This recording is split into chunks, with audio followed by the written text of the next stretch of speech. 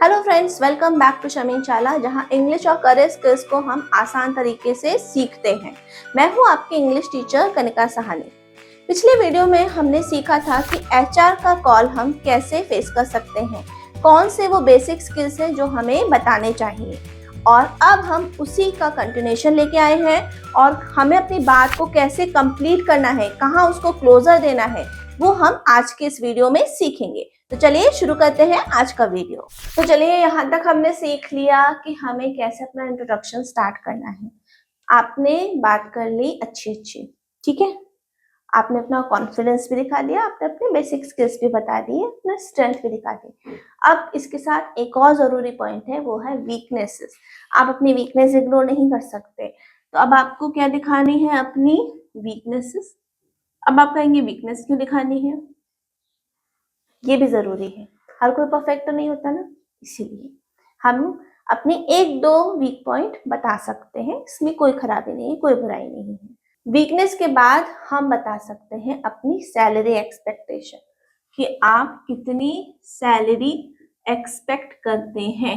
ये क्वेश्चन आपसे पूछे भी जा सकते हैं, या फिर आप खुद के इंट्रोडक्शन में इन्हें बता भी सकते हैं। सैलरी एक्सपेक्टेशन, कितनी आप सैलरी उम्मीद करते हैं। जब आप अपने किसी जॉब के लिए अप्लाई करते हैं तो उम्मीद तो करते हैं कि कम से कम इतना तो मिलना ही चाहिए, या फिर इस पोस्ट के लिए या इतनी की तो मैं हकदार हूँ। तो इसलिए आपको वो भी बताना है, सैलरी एक्सपेक्टेशन। और लास्ट में आपका इंपॉर्टेंट पॉइंट है ज्वाइनिंग अवेलेबिलिटी। ज्वाइनिंग अवेलेबिलिटी यानी कि आप कब से जॉब ज्वाइन कर सकते हैं। फ्रेशर है तो तुरंत कर सकते हैं। अगर आप ऑलरेडी वर्किंग है तो आपका कुछ नोटिस पीरियड होगा, आपको कुछ टाइम पीरियड सर्व करना पड़ेगा अपने प्रेजेंट कंपनी में, उसके बाद ही आप ज्वाइन कर सकते हैं। तो वो भी आपको जरूर मेंशन करना चाहिए अपने कॉल पे। अब इसी के साथ आपका अगर कोई क्वेश्चन है इन सब पॉइंट्स के अलावा, वैसे तो मैंने कोशिश की है सारे ही पॉइंट्स को ऐड करने की, अगर इसके अलावा आपका कोई क्वेश्चन है तो वो भी आप एचआर से पूछ सकते हैं। और आपका एक इन सब के बाद एक क्लोजिंग स्टेटमेंट भी होना चाहिए, यानी पूरी बातचीत जब खत्म हुई तब आप क्या कहेंगे? ऑब्वियसली थैंक यू ही बोलेंगे ना। तो वो है आपका क्लोजिंग स्टेटमेंट, ठीक है। क्लोजिंग स्टेटमेंट में क्या बोलना है वो भी हम देखेंगे। तो चलिए शुरू करते हैं वीकनेसेस से। सबसे पहले हमें अपनी वीकनेस भी बतानी पड़ेगी।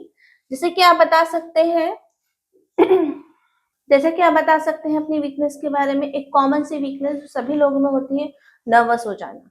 कई बार ऐसी सिचुएशन आती है जब आपको ऐसा फील होता है कि सामने वाले को आपसे ज्यादा पता है, तो आप नर्वस हो जाते हैं।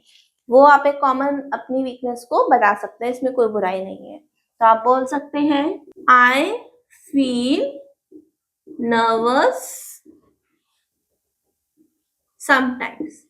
हम सभी लोग नर्वस होते ही हैं कभी ना कभी, तो वो हम बता सकते हैं। इट्स वेरी कॉमन, कोई बहुत अलग बात नहीं है।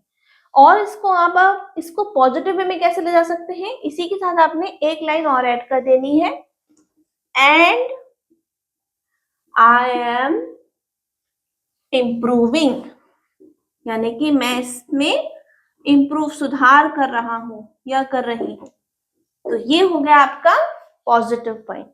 अब यहाँ आपने अपनी कमी भी बता दी और आप उस पर ऑलरेडी काम कर रहे हैं, आपने ये भी बता दिया। तो ये एक पॉजिटिव आपके लिए स्टेप देता है, ऑलरेडी आपके लिए एक अच्छा स्टेप लेकर आता है। नेक्स्ट हम बात करेंगे किसकी? सैलरी एक्सपेक्टेशन की। जब आप सैलरी एक्सपेक्ट करते हैं तब आप सोचते हैं कि अब मैं क्या बोलूं, है ना।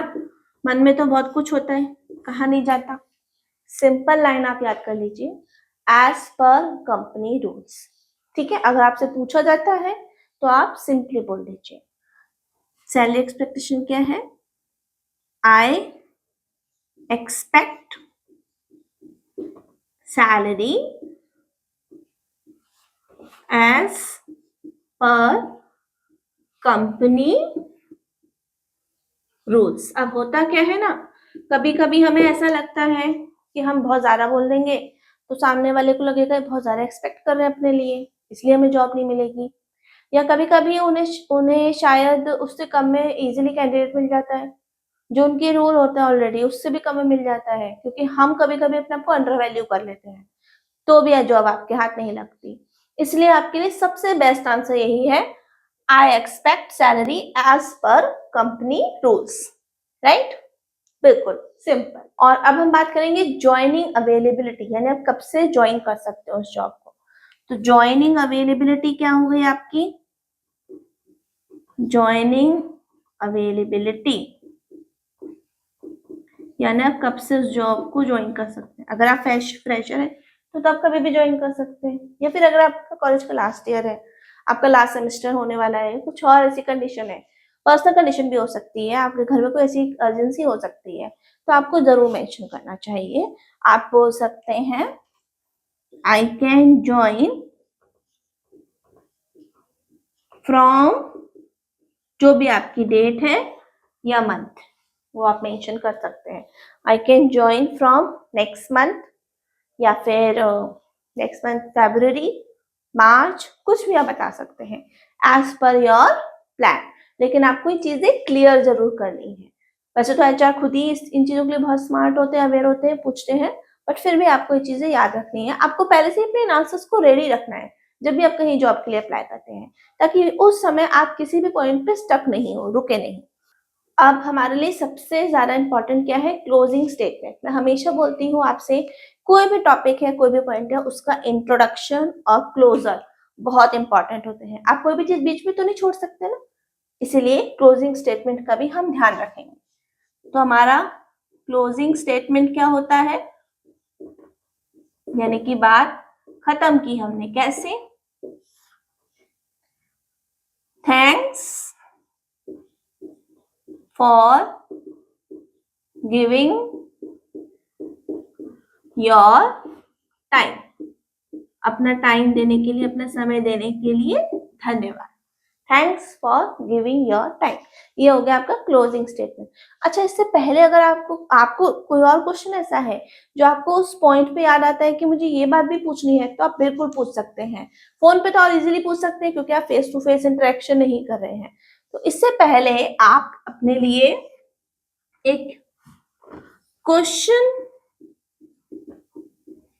टू एचआर, कोई भी क्वेश्चन हो सकता है आपका, जैसे कि क्या आपके इसमें आपको पर्क्स मिलने वाले हैं, आपको क्या अलाउंसेस मिलने वाले हैं, या फिर आपको क्या क्या अदर फैसिलिटीज मिलने वाली है, ये सब भी अगर आप पूछना चाहते हैं तो आप पूछ सकते हैं। और कोई क्वेश्चन अगर आपको लगता है, समटाइम्स एचआर भी पूछते हैं कि एनी अदर क्वेश्चन, तो आप कोई भी क्वेश्चन पूछ सकते हैं।